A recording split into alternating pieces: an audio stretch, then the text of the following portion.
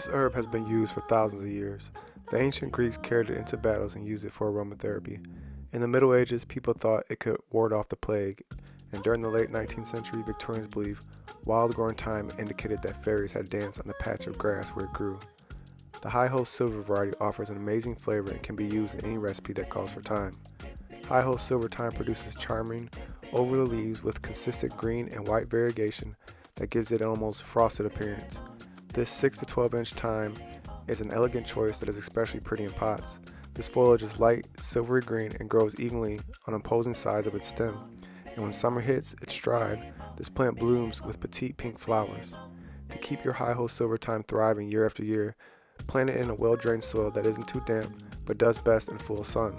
Plucking a few leaves after it flowers encourages new growth and will give you an excuse to cook. This evergreen herb will naturally spread if its branches touch the soil, so it will slowly fill its pots if allowed. Generally, thyme companion plants include cabbage, tomato, potato, eggplant, strawberry, blueberry, rosemary, oregano, lavender, and sage. Meanwhile, chives, basil, and cilantro are some of the annoying associates of thymes. In general, it's excellent at supporting the immune and respiratory systems, as well as the digestive, nervous, and other body systems. For example, thyme uses include helping to kill a variety of germs and preventing infections, as well as scavenging free radicals that contribute to the aging process. The principal component of thyme extract and essential oil is thymol, which gives it its antiseptic properties.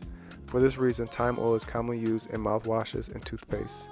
Thymol also kills fungi and is commercially added to hand sanitizers and antifungal creams.